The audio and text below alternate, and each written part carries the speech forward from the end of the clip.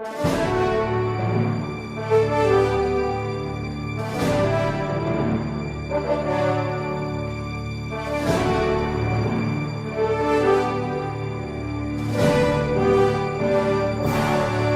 resposta católica de hoje, nós gostaríamos de responder à pergunta da Débora. Ela diz que não sabe a vocação dela e ela acha que tem a vocação para o matrimônio. Mas aqui que vem as grandes perguntas e dúvidas da Débora. Ela diz assim: Deus tem alguém para mim e sabe quando mandar. É necessário pedir à pessoa que será o meu esposo? Se Deus sabe o que eu quero, por que pedir? Pior ainda, não seria falta de confiança em Deus ficar pedindo sempre, já que Ele sabe tudo muito bem? Veja, Débora, esse é um dos grandes mistérios da oração.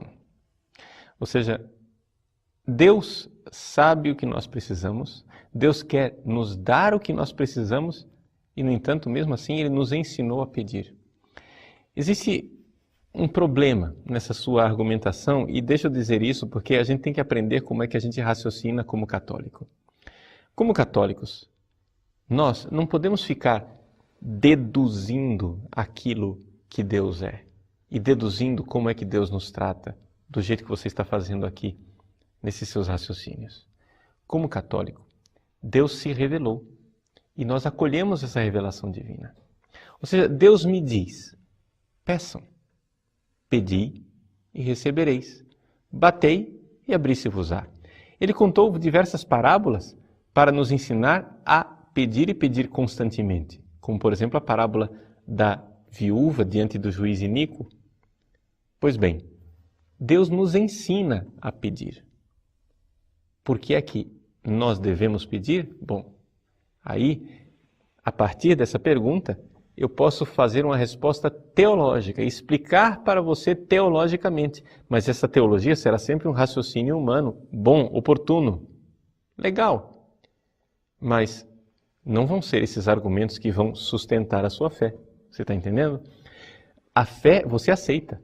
Deus está dizendo que é para você pedir, ponto. Se você tiver uma explicação teológica e racional, dada pelo Padre Paulo ou por algum outro teólogo, ótimo. Mas se esta fé precisasse de teologia para se sustentar, ela já não seria fé. Ela seria uma filosofia, ou seja, uma convicção racional sustentada por argumentos racionais. Isto é filosofia. Enquanto a fé é uma outra coisa. Eu aceito o que Deus revelou no acontecimento Jesus Cristo. Jesus é um acontecimento histórico. Ele veio ao mundo, Deus se fez carne e eu vi Deus na carne. Ele me ensina como Deus é, Ele me ensina como o homem é com a sua própria vida. Jesus rezava, Jesus pedia, Jesus intercedia, Jesus insistia. Ele nos ensinou isso. Façamos isto. Que explicações racionais nós iremos dar para o fato de que Deus é bondoso e onisciente, já sabe tudo e quer o meu bem, para que eu preciso pedir? Bom, isso daí é um arrazoado teológico que eu posso fazer. Na sua situação concreta, então, o que é que nós podemos dizer? Vamos responder o seguinte. Você quer descobrir onde é que está o homem, o seu futuro marido, o homem que Deus reservou para você? Algumas dicas. Em primeiro lugar, peça. Sim, peça a pessoa que Deus reservou para você. Porque o próprio ato de pedir irá colocar você em vigilância. Compreende isto? Jesus disse: vigiai e orai. Não é esta a exata explicação dessa palavra de Jesus no Horto das Oliveiras, mas, no seu caso, se aplica da seguinte maneira: esteja atenta, esteja com olhos abertos. E estar com os olhos abertos e os olhos emprestados de Deus, que olha para os homens com aquela pergunta: é este o homem que Deus preparou para mim? Mas como é que você vai ter este olhar? Como é que você vai ter esta vigilância se você não tiver a oração? Se você não pedir constantemente? Se você não esperar? Santo Agostinho, dando uma explicação teológica para a oração, ele diz assim: Deus quer me dar a graça. A oração, ela alarga o coração para receber a graça. Se eu não rezar, meu coração vai continuar tacanho, vai continuar fechado. Deus está querendo me dar, mas eu estou com o coração fechado. Por isso, Santo Agostinho faz a comparação dos mercados da sua época, em que as pessoas iam para o mercado levando um saco de tecido, um saco de estopa. Pois bem, quando comprava algum objeto, era necessário abrir bem as bordas daquele saco, arregaçar as bordas do saco para que entrasse ali o objeto que eu havia adquirido ou o dom que eu havia recebido. A oração é isto. A oração é arregaçar as bordas do saco. A oração é este dilatar-se do coração para receber o dom que Deus já quer dar. No entanto, é necessário que eu peça. Não somente isto. Também existe a realidade de que Deus atende a minha oração, de fato, com uma ação divina na história. E esta ação divina na história pode e deve acontecer através da nossa intercessão. Por quê? Porque nós somos membros do corpo de Cristo e com isso exercemos o nosso sacerdócio. Sim, todos os batizados são membros do corpo sacerdotal de Cristo. Uns chamados a exercer esse sacerdócio no ministério ordenado, como os padres que celebram missa, os leigos não celebram, os padres que perdoam os pecados, os leigos não perdoam. Mas cada leigo pode oferecer sua vida a Deus e interceder para o bem da humanidade.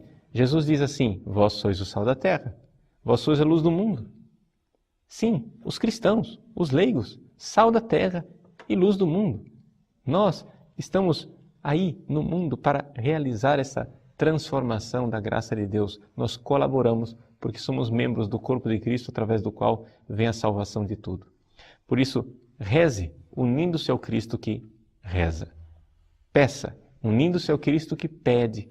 E então acontecerá intervenção de Deus. Acontecerá visita de Deus na sua vida. Não somente na sua, mas também desse rapaz que Deus sonhou para você. Uma última dica. Santo Padre Pio de Pietrelcina dizia para os seus dirigidos espirituais: não deixem o anjo da guarda de vocês ocioso. Dê ao seu anjo da guarda uma tarefa. Dê a ele tarefas concretas.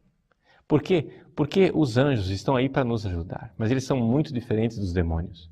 Os demônios entram na nossa vida sem a nossa permissão. Os anjos não. Os anjos são respeitosos. Eles esperam que nós peçamos a eles as coisas. Então, dê ao seu anjo da guarda a tarefa de encontrar o anjo da guarda desta pessoa que Deus preparou para você. E que os dois se coloquem de acordo de como fazer com que os caminhos de vocês dois se encontrem.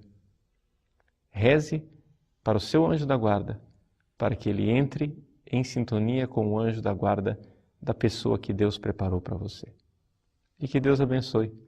Faça dessa sua caminhada vocacional para o matrimônio uma caminhada de entrega, de oração e de vigilância.